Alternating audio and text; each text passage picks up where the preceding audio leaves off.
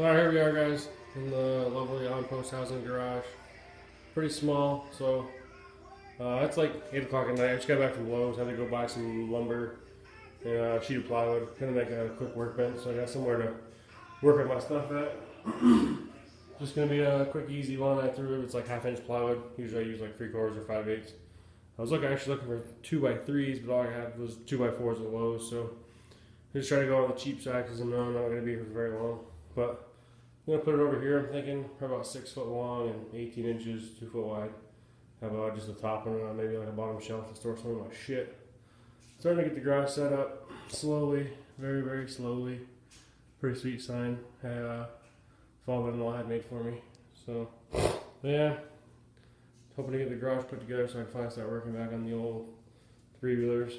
This one needs a carb kit. Runs good, just leaks out one of the gaskets. And then I gotta fix the damn taillight that I broke. Just a taillight lens, clean it up. Also missing this plastic trim piece that goes around. Hopefully I'll be able to find one of those. And then start busting out some 350X again. And then, of course, in here, 2 more 350X motors. Working on finding another one. Found one up in New Mexico, a guy's got for sale. So I'm gonna try to pick that one up. Maybe swap top ends, just throw one together as a rider with those fenders over there. Got some pretty cool rims the other day from a guy in New Mexico. He had a bunch of parts. They're ITP, I think 9 inches, maybe 8s, I can't remember. They were smaller than what's on mine right now. But anyway, figured I'd take you guys through the build. Not gonna start tonight, but probably tomorrow after work, maybe I'll shoot a couple little quick clips. Show you guys my makeshift workbench. Thanks for watching. Alright, so here we go. It's the next day. I started cutting stuff up and getting ready to throw it together. I stripped my sheet of plywood down in half. That way it's 2 foot by 2 foot. For 2 foot for the top and 2 foot for the bottom shelf.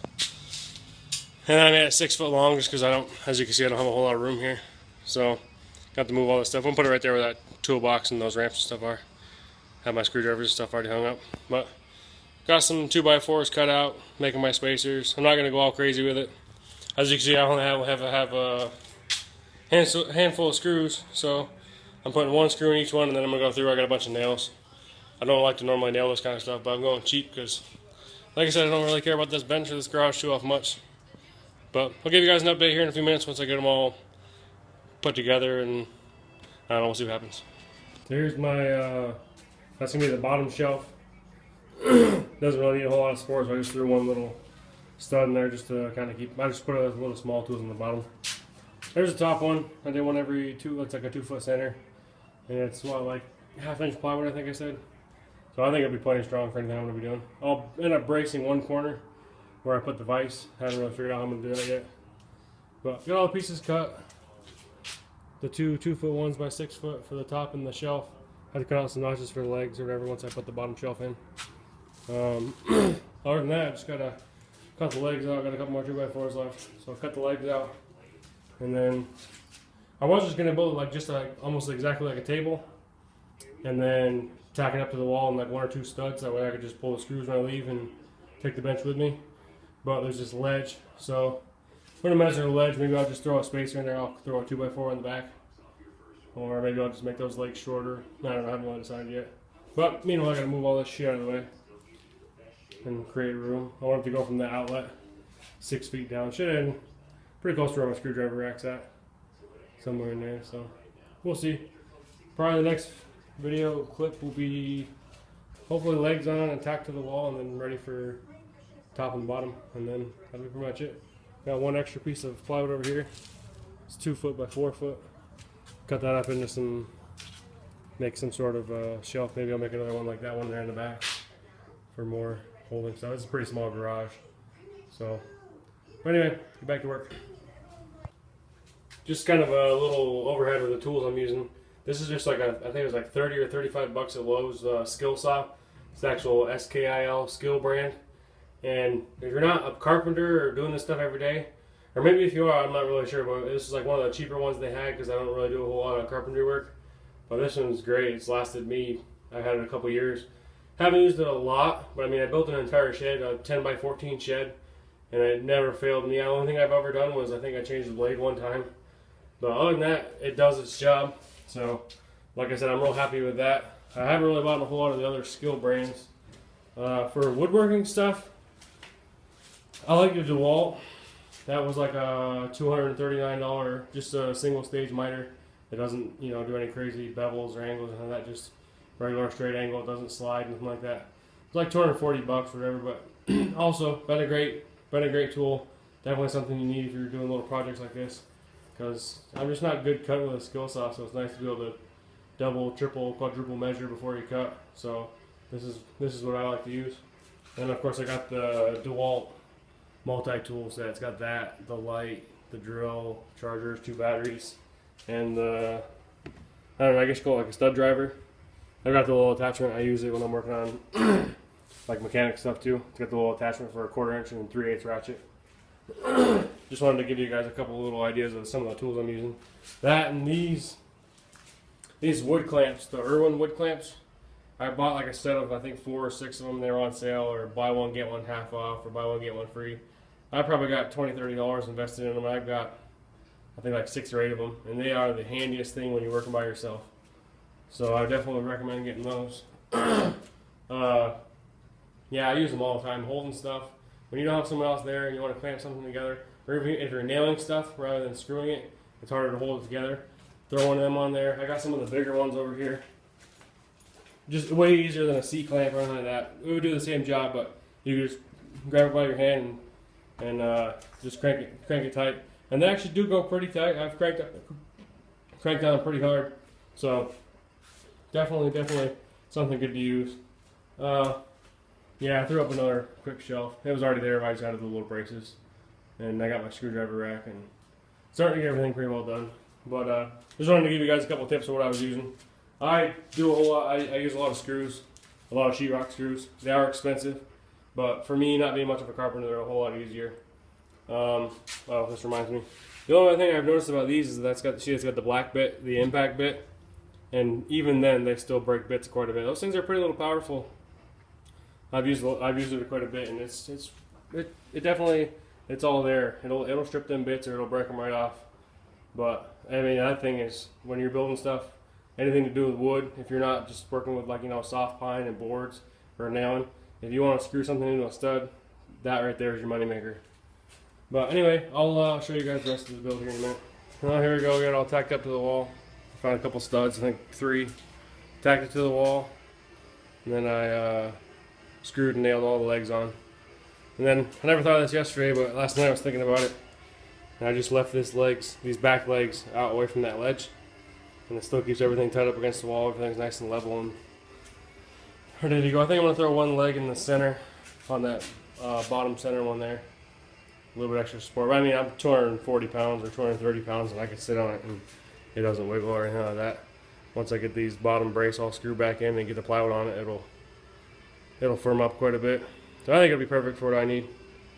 But yeah, I'm gonna work on the bottom, putting the bottom shelf in, finish screwing that brace on, then I'll throw the top on and we'll be all done. So next time you guys see it, it should be all finished up hopefully. Alright, so I'm working on this bottom shelf here. I gotta cut it in half in order to get it to fit in there. But I just want to show you guys a kind of a little trick my grandfather taught me a long time ago. If you're anything like me and you can't cut very straight for some reason with a skill saw, take a nice straight board and clamp it on there, or you can screw it on there or whatever, and it gives you a nice guide. You just gotta get your blade set towards on the right side of the line, whatever side you want to go on. Set your board on here, and then I just do a measurement on the other end, match the measurements on both ends, and you got a nice guide all the way down through. But yeah, it's if you don't have a table saw or very good cutting skills. I'm not much of a carpenter, as you can see. Not perfect, but I did throw out a little leg on there and I finished nailing the brace on. So throw this bottom on, the top's already cut, and all I gotta do is throw some screws in there and it'll be good to go. Alright, so here we go. There's the finished product. Definitely not some of my finer work. I could be a decent carpenter if I take my time. Like I built a shed at my old place. Everything was perfectly square and plumb and perfect, and I measured where I put my screws on all the plywood so it was all even, all that kind of stuff. Like I said, this is not very important to me. It's just something to work on. Just a cheap little table. I can pull it out and throw it in the next place. Before, I always screwed like a bunch of 3 and 3.5 inch screws right into the studs, right to the wall, so that it would last longer. But here, I just did nail, so I could just pop it off the wall and take it to another place and tack it to the wall. It is all level and all square and like that. Some of my cuts got a little crazy. Everything's not perfect. I could have went a little better here on the edges, on the corners. I could have, cut out little L shapes or whatever, and made it fit a little better. I could have put the bottom shelf in first. That way I didn't have to cut it in the middle. So if you're building something that you want to be like a real nice bench to last forever, for one, I would say use 3/4 or 5/8 plywood. I think the idea is pretty good. This is my third one I built. I built one at our first rental property, and then I built another one in our house that we bought in North Carolina. And then of course here I'm just basically renting this place. So it gets the job done. I like to be able to stack my oil pans and gas cans and all that shit underneath, very underneath, like my car ramps back there. I like to stick all that kind of stuff underneath. And then the bottom shelf, use for tools. Usually the top I put that toolbox on one side, and then of course I got my screwdriver rack and stuff hung up in the back.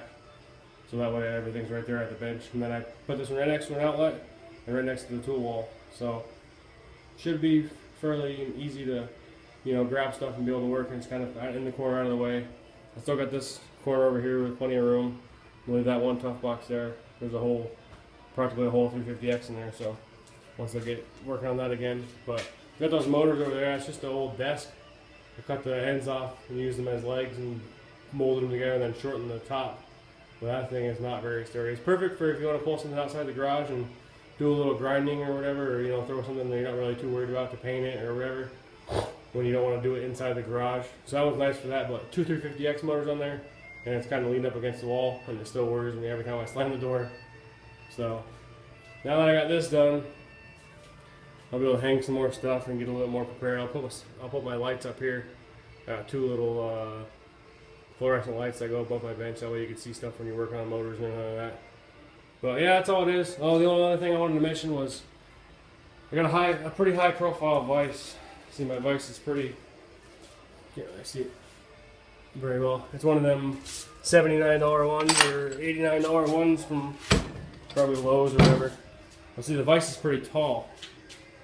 So my last bench, I think I built it at about 40 inches or 41 inches, something around there. And when I was working on stuff, if you're up over top of the vise, you can't see. So it's kind of a pain in the ass. But I didn't want it too short to where you're bending over and hurting your back all the time. So this one, I just went in and I measured the counter in my house and thought, it's kind of a little similar to what I would want. So this one here is rated about 35.5 or 36 inches tall. So that way it's a good working height. But yeah, 40 was definitely, I'm 6'1", and 40 was too tall. But anyway, hope you guys enjoyed the build. Maybe I helped somebody out, give somebody a couple little different techniques they could use or whatever for building a quick little bench. With my military discount, I think I spent about $50. I could have got 2x3s, and that's about the cheapest plywood unless you want to do it out of chipboard. But for what it is, I think it'll be perfectly fine. I'm 230 pounds roughly. I mean, I could sit up on top of the bench and jump up and down, and it's not going anywhere. It is tacked to the wall in a few spots, and of course it's got 4 2x4 legs, and it's got a couple studs, so I think it'll be perfectly fine for what I'm using with it. But anyway, hope you guys enjoyed. Next we'll be working on them 350X motors probably, and maybe doing a little bit of work to the big red. And then I got the old 74 back there that I'm going to restore for my son, but he's only about 8 months old, so it'll be coming in a couple years probably. But anyway, hope you guys enjoyed. Like, subscribe, comment, ask me questions, send me a message, whatever you want. I appreciate any feedback, and thanks for watching.